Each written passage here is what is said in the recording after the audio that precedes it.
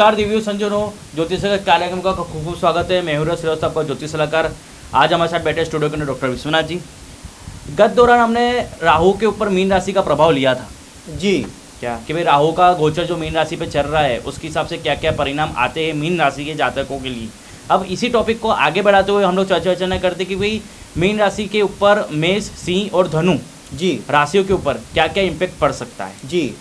जैसे कि दर्शक बंधुओं, जैसा कि गतांक में हम लोगों ने मीन राशि में स्थित राहु के बारे में डिटेल बातचीत किया, तो इस समय राहु का गोचर जैसा कि अगले 1 वर्ष तक मीन राशि में जारी रहेगा जी। तो अलग अलग राशि वालों के लिए क्या इसका इफेक्ट पड़ता है। तो आइए इसी क्रम में शुरुआत करते हैं। सबसे पहले युवराज जी मेष राशि के बारे में। जी। जैसा कि कहा गया कि मेष राशि का स्वामी मंगल है और मेष राशि के द्वादश खाने में राहु कहीं मीन राशि में बैठा होगा। दर्शकों, यदि आपकी कहीं मेष लग्न भी आती हो या मेष कहीं राशि आपकी बनती हो तो क्या इफेक्ट पड़ेंगे मीन राशि के गोचर का जिसमें राहु बैठा होगा।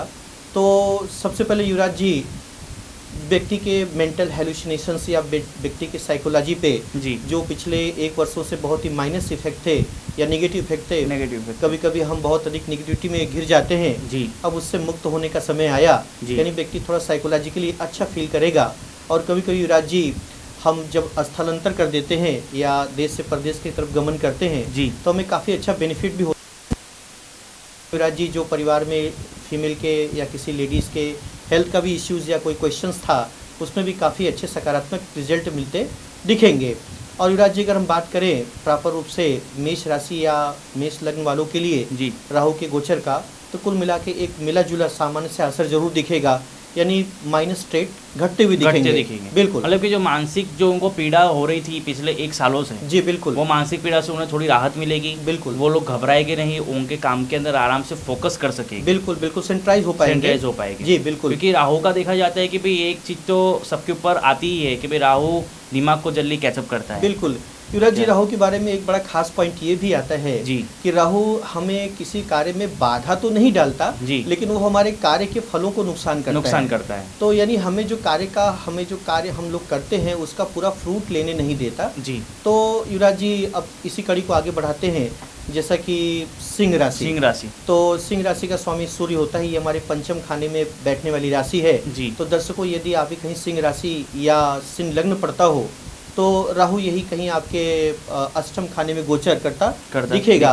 तो साहब, थोड़ा सा यहाँ पे पेट से संबंधित समस्याओं से ग्रसित रहना पड़ सकता है जी। और युवराज जी, अगर कहीं जन्माक्षर में गुरु की स्थिति काफ़ी मजबूत है तो हमें स्पेकुलेशंस या कहते हैं कि साहब शेयर मार्केट से अच्छे लाभ मिलने के आसार भी दिखते हैं। कुल मिला के अगर बात करें तो थोड़ा युवराज जी फाइनेंशियल कंडीशंस पे राहु यहाँ स्पेकुलेशन को लेकर फायदा दे सकता है अगर बृहस्पति की अच्छी रहे तो बिल्कुल।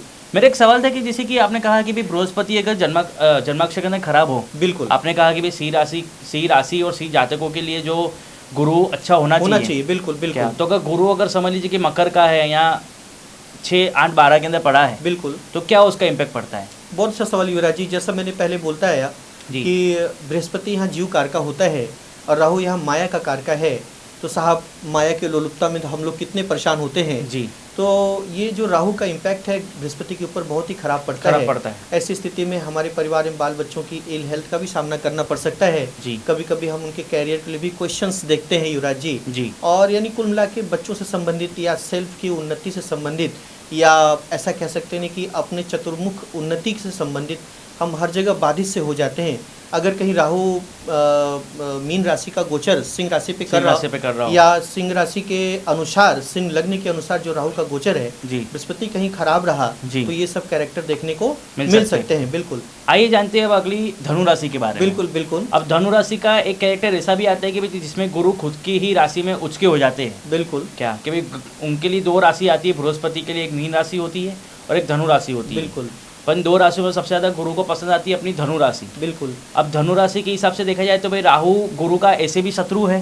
बिल्कुल बिल्कुल। और उसमें उसका अगर गुरु होता है या गुरु धनु राशि के अंदर हो जी, बिल्कुल, और राहु अगर साथ में हो तो भाई क्या क्या चीज़ें नेगेटिव आ सकती हैं। जैसे कि युवराज जी, ये टॉपिक राहु की मीन राशि पे गोचर का है जी। तो यदि हम धनु लग्न है या धनु राशि आपकी आती है दर्शकों कहीं जी, तो धनु राशि तो भगवान बृहस्पति की है जी।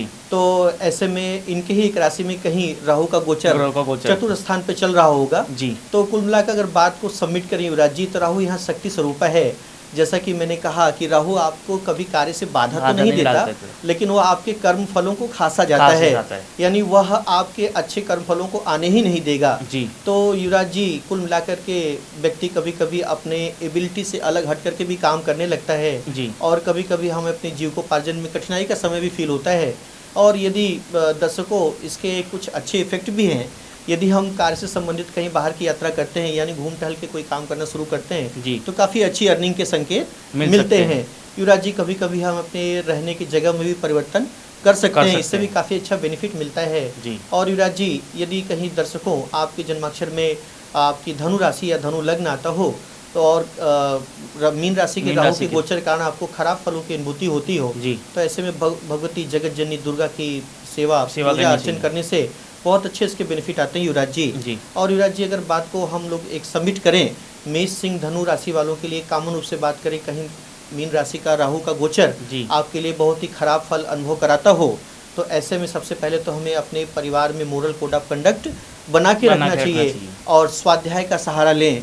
और युवराज जी, जहाँ तक हो सके अपने सदगुरुदेव भगवान की शरण जरूर पकड़ें जी। और ऐसे भी क्या कहने युवराज जी, अभी तो गुरु पूर्णिमा के पावन पर्व आने ही जा रहा है जी। तो कहा जाता है कि व्यक्ति का जन्म 2 बार होता है युवराज जी, एक बार हम माँ के गर्भ से पैदा होते हैं जी, और एक बार सदगुरु की वाणी से।